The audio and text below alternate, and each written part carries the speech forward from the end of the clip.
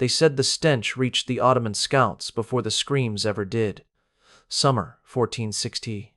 The empire that had swallowed kingdoms and shattered centuries-old dynasties marched confidently into Wallachia, expecting resistance, yes, but resistance that would die quickly. What they met instead was something they were not prepared for. Something crafted not for victory, but for terror. The first patrol slowed as the air thickened with a smell they could not describe, rot, blood, and something far worse. When the soldiers crested the final ridge, expecting to see farmland or a ruined village, they froze. Their horses refused to move. Their commanders went silent. Below them stretched a valley that looked like a forest at first glance, until they realized the trees were moving, swaying, groaning. It was not a forest of wood, it was a forest of people. Thousands of Ottoman prisoners, soldiers who had marched under Mehmed's banners, were impaled on stakes so tall they pierced the sky. Some had been there for weeks, skin blackened by the sun. Others still clung to life, eyes cloudy, chests trembling, unable to scream anymore. The display was deliberate, engineered, arranged with brutal precision. And as the Ottoman generals stared at this nightmare, one truth became undeniable. Vlad the Impaler didn't just kill prisoners. He weaponized their suffering.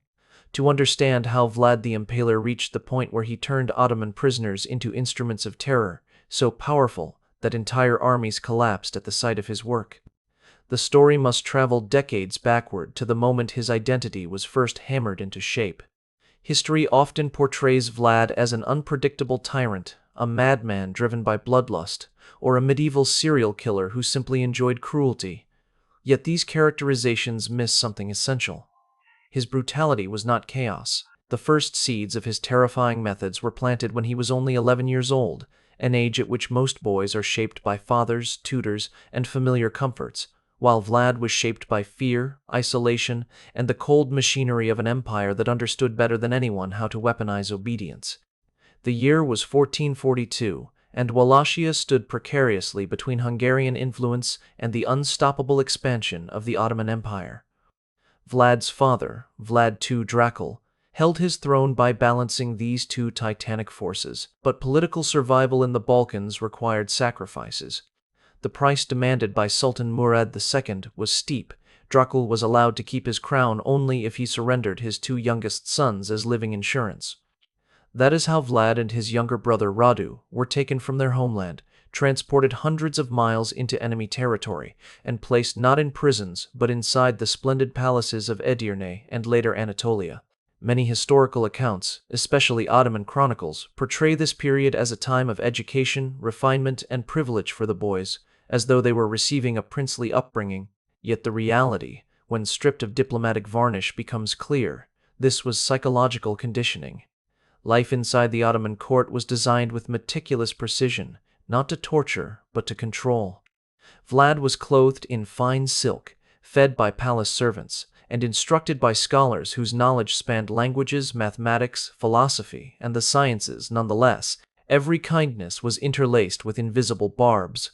He was reminded daily that he was a hostage, not a guest, not a student, but a living guarantee. Every lesson, every gesture of respect, every punishment for disobedience reinforced his role as a tool meant to secure his father's loyalty.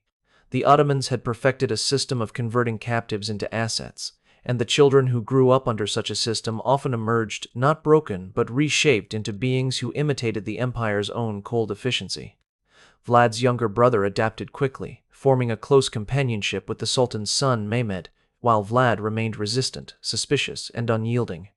Ottoman records describe him as difficult, defiant, and prone to challenging authority in ways that required correction. Although historians debate the severity of the punishments Vlad endured, the consensus is that he experienced the full intensity of Ottoman disciplinary methods designed to instill obedience through fear, to crush ego while strengthening strategic thinking, and to ensure that a hostage learned the value of submission. Whether through physical beatings, intimidation, or more subtle psychological tactics, Vlad came to understand viscerally what it meant to be powerless under an empire that ruled not through random violence, but through carefully orchestrated displays of authority. This environment did not weaken him, Instead, it transformed him into someone who began observing patterns, cataloging behaviors, and absorbing lessons with a level of intensity that would later make him one of the most psychologically dangerous rulers in Europe. During these formative years, Vlad witnessed public executions engineered to terrify crowds into lifelong obedience. He watched prisoners marched through streets before being dispatched with ritualistic spectacle, not for justice, but to imprint the message that resistance against the empire was not merely futile, it was suicidal. He saw how fear, when applied with precision, controlled populations more effectively than swords or armies ever could. These were not abstract lessons. They became the blueprint for his future rule, embedded into his mind while he was too young to resist them yet old enough to understand their meaning. When Vlad was finally released after 6 years, he returned to a homeland that had changed without him. His father and elder brother had been murdered by Wallachian nobles known for shifting allegiances, and the political landscape was a battlefield of treachery. The trauma of captivity fused with the betrayal he encountered at home, giving shape to a worldview in which trust was a liability, forgiveness was weakness, and fear was the only reliable instrument of control. In this crucible of loss, humiliation, and rage, the foundations of Vlad's terrifying strategy were forged. What the Ottomans would later witness on Wallachian soil was not madness, but the evolution of everything Vlad had been taught, refined, amplified, and unleashed without restraint. When Vlad finally stepped back into Wallachia after 6 years in Ottoman captivity, the land he had once known as home felt like foreign soil beneath his feet. The forests, the mountains, the villages, they were unchanged, yet nothing in his world was the same. He no longer returned as a boy shaped by the lessons of his father, but as a young man forged in the psychological laboratories of an empire that used fear as its first language and spectacle as its principal form of governance. The moment he learned that his father had been betrayed by the very nobles he once depended on, and that his older brother had been buried alive by those same factions, something inside him hardened permanently. Trauma mixed with humiliation, and humiliation evolved into resolve, and that resolve grew into the cold, calculated version of Vlad III, who would one day terrify the Ottoman world with methods they themselves had once shown him. However, the immediate aftermath of his return did not grant him power. Instead, Vlad wandered Europe in a suffocating haze of exile. He drifted between the courts of Moldavia and Hungary, absorbing everything he could about the political machinery of Christian kingdoms, their alliances, their hypocrisies, and their weaknesses. While other displaced nobles begged for allies or pleaded for reinstatement, Vlad watched, listened, and adapted. He nurtured a memory sharper than a blade, storing every lesson the Ottomans had taught him about exploiting human fear. He understood that Wallachia, a small principality caught between two enormous powers, could not survive through diplomacy alone. Its salvation would require someone who understood the psychology of both its enemies and its own treacherous elites. In exile, Vlad sharpened his mind, studied military strategies, and waited like a predator who knows patience is the most vital part of any hunt. That moment of opportunity arrived in 1456 when the Hungarian general John Hunyadi, recognizing that Wallachia needed a strong ruler who could stabilize the volatile region, supported Vlad's claim to the throne. With Hungarian backing, Vlad returned not as a wandering exile, but as a ruler determined to rebuild Wallachia from the ground up. And he did so immediately, not through gentle reforms or appeals to unity, but through a brutal purge that announced unmistakably the arrival of a new order. His first major act as prince was not a diplomatic visit, nor a proclamation of peace. It was a feast, one that has become infamous across centuries, not for celebration but for the calculated bloodshed that defined its conclusion. Vlad invited the Wallachian boyars, the same noble families who had orchestrated the deaths of his father and brother and who had destabilized Wallachian politics for decades. They arrived in their finest garments, expecting reconciliation or at least an attempt by Vlad to negotiate their loyalty. Instead, they walked into a carefully staged trap. The banquet hall shimmered with wealth, music echoed across stone walls, and wine flowed freely, all of it designed to lull the nobles into a false sense of comfort. Halfway through the feast, Vlad rose from his seat and asked a single question that to his guests must have seemed harmless. How many princes had they served throughout their lifetimes? The older nobles answered proudly, their voices filled with the arrogance of men who believed longevity equaled wisdom. Some claimed 10 rulers, others more.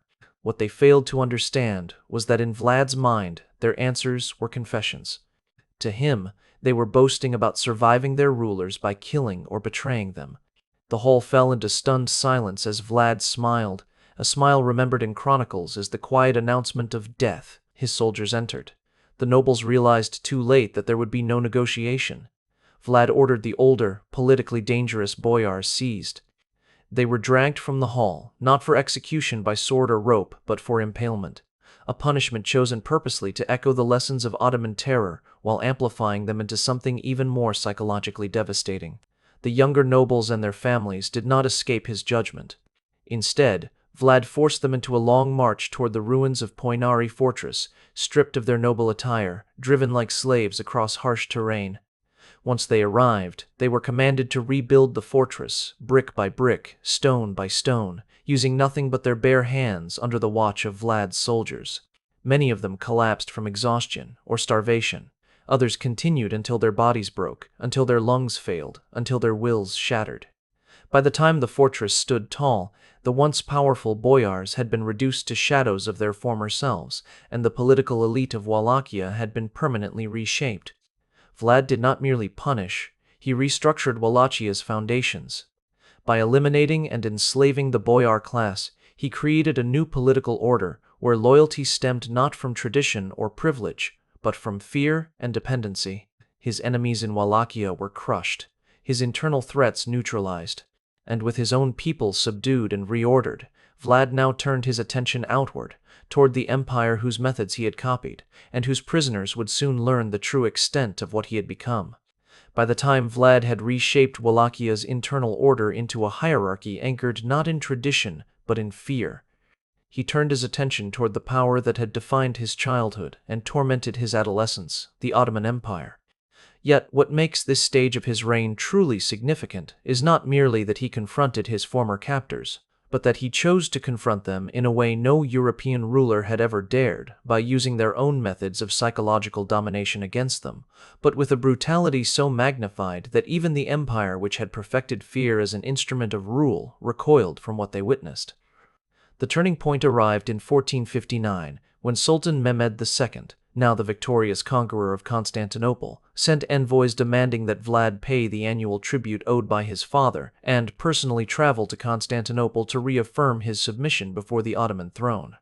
For most princes on the empire's borders, such demands were a matter of routine, a ritual of obedience expected from smaller states hoping to survive in the shadow of an imperial giant. But Vlad, shaped by captivity, betrayal, and a lifetime of learning how fear could bend human will, regarded the envoys not as diplomats but as messengers inviting humiliation. When the Ottoman ambassadors entered Vlad's court, they adhered to their customary practice of refusing to remove their turbans, explaining when asked that such garments were bound to their heads by faith and honor. In previous diplomatic exchanges, European rulers tolerated this gesture as a sign of respect for Ottoman custom. Vlad, however, chose to interpret it through an entirely different lens. He recognized an opportunity to communicate a message that would reverberate from Wallachia to Constantinople. He praised the ambassadors for their devotion, appearing outwardly respectful, yet beneath that calm exterior his mind was already crafting an act designed not merely to offend, but to terrify. At his command, soldiers seized the envoys, forced them to their knees, and hammered nails through the cloth and deep into the bone of their skulls. Vlad did not kill them. He ordered that they be kept alive, knowing that their mutilated bodies would serve as walking warnings. They were sent back to Mehmed II, not as corpses, but as living symbols of his defiance.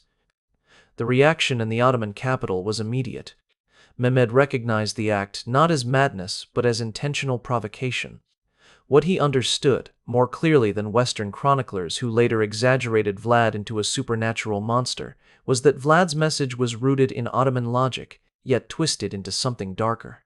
The empire had used symbolic punishments to inspire fear across nations, but Vlad's adaptation of their methods demonstrated a level of devotion to psychological warfare that exceeded even Ottoman expectations. When the mutilated envoys arrived in Constantinople, their agony spoke louder than any formal declaration. Wallachia was no longer a compliant tributary state. It was a domain ruled by a man who no longer feared the empire that had once held him hostage. Importantly, Vlad did not stop at this single act of defiance. In the months that followed, he launched a series of raids across the Danube, targeting Ottoman forts, villages, and outposts with surgical brutality. He did not seek territorial expansion, nor did he intend to win a traditional war.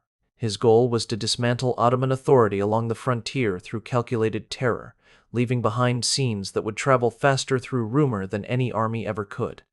In one of his most notorious operations, Vlad personally led forces across the Danube and conducted a massacre so extensive that he later sent King Matthias Corvinus a letter detailing the exact number of victims categorized by age, gender, and social status. This chilling record-keeping was not born of bloodlust. It was a psychological maneuver crafted to demonstrate that he controlled violence with the same precision others used to administer law. These raids struck the Ottoman Empire at its pride, for they revealed vulnerabilities in a military machine believed to be invincible.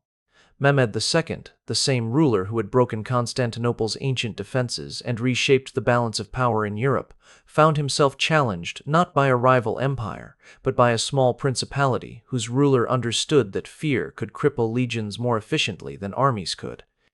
Vlad's strategy was evolving into something the Ottomans could neither predict nor easily counter. His assaults were conducted with stealth, speed, and a level of cruelty designed to leave survivors mentally shattered. Captured prisoners were not simply executed, they were staged in displays that transformed Wallachian soil into a theater of terror. Each operation served a dual purpose: to weaken Ottoman advance forces physically and to break their morale before a true invasion could even begin. Soldiers who escaped carried stories that spread through the ranks, stories of comrades impaled in twisted patterns, of villages abandoned not by force but by sheer dread, of an enemy who seemed to understand the human mind with the precision of a surgeon. These accounts bred hesitation, and hesitation on a battlefield can be deadlier than any weapon. By early 1462, when Mehmed II finally resolved that Vlad must be crushed, he did so not out of strategic necessity alone, but out of wounded imperial pride. Vlad had demonstrated that the Ottoman Empire's greatest strength, its mastery of fear, could be turned against it with devastating effect. And as Mehmed assembled one of the largest armies Europe had ever seen to march against Wallachia, he had no idea that the horrors awaiting them would eclipse everything they had experienced before. When Sultan Mehmed II finally resolved to crush Vlad's defiance once and for all, he did not assemble a punitive force or a symbolic expedition meant to intimidate a rebellious vassal. He raised a war machine so enormous that even its lowest estimates dwarf the entire male population of Wallachia. Chroniclers speak of 60,000 soldiers, some claim closer to 90,000, and what matters more than the numbers is the scale. This army represented the pride of an empire that believed itself invincible, the same empire that had devastated kingdoms, reduced ancient cities to rubble, and carved its supremacy into the very structure of Eurasian politics. Mehmed marched north with absolute confidence that this Wallachian prince, this former hostage who dared mutilate his ambassadors and slaughter border garrisons, would be erased swiftly and brutally, his lands carved up, his people pacified, his memory buried beneath the weight of imperial victory. Yet what he could not foresee was that Vlad had no intention of standing his ground in a conventional battle. Instead, he would transform the land itself into a labyrinth of fear, starvation, and psychological collapse. As the Ottoman army crossed into Wallachia, they found a country that seemed abandoned. Villages lay empty, homes stripped of grain, wells tainted with corpses or poisoned with rot, and livestock hidden deep within forests that Ottoman scouts refused to enter after their first encounters with Vlad's night fighters. Every decision was deliberate. Vlad understood that defeating an overwhelming force through strength was impossible, but defeating them through exhaustion, hunger, paranoia, and sleeplessness was achievable. His strategy was rooted in the lessons he had learned as a boy in the Ottoman palace. The empire's soldiers were disciplined, but they were also deeply superstitious, trained to face armies but not the invisible enemy that moves through shadows. He knew their morale depended on structure, routine, and clear enemies they could confront, so he denied them all three. The Ottomans advanced through terrain where silence itself became a threat. Forests rustled with movements that never revealed themselves. Villages looked eerily untouched except for traces of recent evacuation, and everywhere the soldiers marched, the sense grew that they were not invading a principality, but entering a massive trap whose boundaries they could neither see nor predict. At night, the terror intensified. Vlad's strike team's units of 50 to 100 men trained expressly for nocturnal raids slipped into Ottoman camps like wraiths. They killed sentries, set fires between tents, released horses to stampede through sleeping ranks, and vanished before the first screams fully reached the edges of the camp. Supplies were stolen or burned, food stores destroyed, and even when no attack occurred, the soldiers lay awake, trembling under the weight of their imagination. This was not warfare, it was psychological dismantling. But the most audacious moment came on the night of June 17, 1462, an operation later remembered simply as the night attack, a phrase spoken in history books with the tone reserved for supernatural events. Vlad, wearing captured Ottoman garments and speaking enough Turkish to spread confusion, led a massive assault force deep into the sleeping heart of the Ottoman camp. The goal was not to win the battle but to assassinate Mehmed II himself, to sever the empire's head in a single stroke. Chroniclers describe fires erupting simultaneously across the camp, horses screaming, janissaries waking to what they believed were their own comrades turning against them, and Vlad's soldiers driving toward the Sultan's pavilion with horrifying precision. The confusion was total. To the Ottoman troops, the enemy appeared as shadows bearing their own uniforms, speaking their own language, killing with a relentlessness that made it impossible to determine where friend ended and attacker began. Some accounts suggest that Vlad and Mehmed may have seen one another through the swirl of smoke and torchlight, though separated by the unbreakable ring of janissaries who threw themselves between their commander and the Wallachian assault. Whether or not this moment truly occurred matters less than its psychological aftermath. The Ottoman soldiers realized that their sultan, the conqueror of Constantinople, had nearly been assassinated within his own camp, surrounded by tens of thousands of troops, on land he believed already subdued. The night attack left thousands dead or wounded, but its physical toll was insignificant compared to the moral devastation it inflicted. From that moment onward, the immense Ottoman army marched not with confidence, but with dread. Every rustle in the grass became a threat. Every flicker of torchlight looked like the beginning of another raid. The soldiers slept with their weapons clutched against their chests, if they slept at all, and commanders struggled to maintain order as fear seeped into every layer of the army structure. This unraveling did not go unnoticed by Vlad. He understood that terror, like hunger, has a compounding effect. Once introduced, it spreads through ranks faster than disease, quicker than rumors, stronger than reason. And he knew that when Mehmed's forces pushed deeper into Wallachia, the true breaking point still awaited them. A spectacle unmatched in the history of psychological warfare, a message carved into flesh and landscape that would make even the empire that once taught him fear recoil in horror. As the immense Ottoman army pushed deeper into Wallachia, its soldiers carried with them not the confidence of conquerors, but the exhaustion of men haunted by unseen enemies. The forests seemed alive, the fields eerily silent, and even the wind carried the unsettling sensation that the land itself rejected their presence. Weeks of scorched earth, starvation, and ceaseless night raids had frayed their nerves to the point where discipline no longer functioned as armor, but weighed upon them like a burden they were no longer strong enough to carry. Mehmed II, at the center of this faltering expedition, pressed onward, driven by pride, fury, and the need to re-establish the invincible reputation of the empire. But even he could not anticipate what Vlad had prepared in the days and nights before their arrival. A spectacle so overwhelming that it would not merely halt the Ottoman advance, but shatter the psychological core of the greatest military force of the age. The first sign that something unprecedented awaited them came not from sight, but from smell. Scouts reported that an odor unlike anything they had encountered drifted through the warm air, the rancid heaviness of rotting flesh mixed with the sweet, nauseating scent of decay that only human bodies left for weeks under the sun could produce. As the army crested a hill near the approach to Targovite, the capital they believed they were about to seize, the stench grew so intense that many soldiers covered their faces with cloths soaked in vinegar, a futile attempt to keep their stomachs from turning. Those who had marched through sieges and battlefields thought themselves hardened to the smell of death, but this was something different, something vast, something engineered. When the front ranks finally saw the valley below them, the reaction was immediate and visceral. Horses reared, soldiers stumbled, and seasoned commanders froze in disbelief. Before them stretched a landscape that appeared at first glance to be a massive forest. But the movement of the trees, the unnatural shapes, and the horrific contours quickly revealed the truth. It was not a forest of wood. It was a forest of people. Across nearly 2 miles of open land, tens of thousands of Ottoman prisoners, deserters, and captured soldiers from earlier raids stood impaled on stakes arranged in meticulous geometrical formations.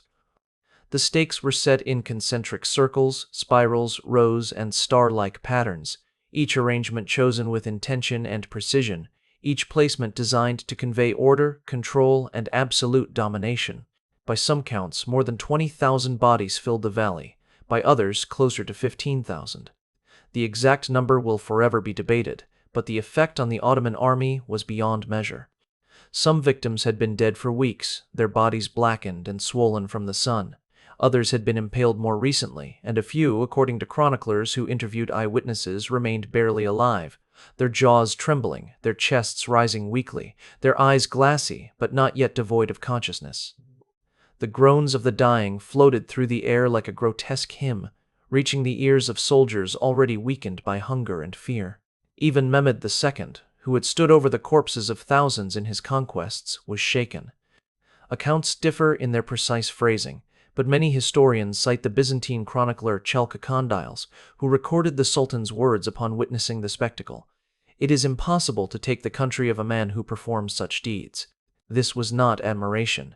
It was recognition of a brutal truth. Vlad had not constructed a battlefield. He had engineered a psychological weapon so powerful that even the most disciplined army in the world hesitated to advance. Immediately, morale collapsed. Soldiers vomited, others fainted, some refused orders, and a number deserted outright, preferring execution to marching further into a realm ruled by a man who could turn thousands of their comrades into a message carved in human flesh. Mehmed, calculating the risk of pushing deeper into territory designed to break minds rather than bodies, ordered a retreat. Wallachia, for the moment, had survived against impossible odds through fear alone. But victory for Vlad came at a cost he could not foresee. The same terror that protected his realm also isolated him from his people. After Mehmed's retreat, Vlad's cruelty intensified. He impaled merchants for overcharging, peasants for minor offenses, nobles for whispers of disloyalty. The weapon he had honed against foreign invaders turned inward, consuming his own country. Radu, his brother, and now an Ottoman-backed figure, presented himself as the reasonable alternative, gaining support from factions exhausted by Vlad's relentless brutality. In the end, the man who had driven away an empire was undone, not by foreign armies, but by political abandonment. Fleeing to Hungary in late 1462, he was imprisoned by King Matthias under accusations of treachery, charges historians still debate. 12 years passed in confinement, years in which he married, fathered children, and adopted the manners of courtly life. Yet the world he had shaped through terror continued to evolve without him. In 1476, with Wallachia descending into chaos once more, Vlad was restored briefly to the throne. His final reign lasted mere months before he was killed near Bucharest, either struck down by Ottomans in battle or mistakenly slain by his own men in the confusion of combat. His severed head was sent to Mehmed II, preserved in honey, and displayed in Constantinople as proof that the Impaler was no more. His body vanished into legend, his tomb found empty during 20th century excavations. What remains is not a grave but a legacy that terrifies even now. Because the real horror of Vlad the Impaler is not the mythic monster later created by Bram Stoker. It is the human being behind the myth, the boy shaped by captivity, the ruler shaped by betrayal, the strategist shaped by trauma who understood that the mind breaks long before the body does. The forest of the impaled was not madness, it was strategy, and it worked. If you want more dark, unfiltered history that textbooks shy away from, hit like, subscribe, and tell me which shadowed corner of the past I should uncover next. The truths you seek aren't found in the victories. They're hidden in the darkness we're afraid to look at.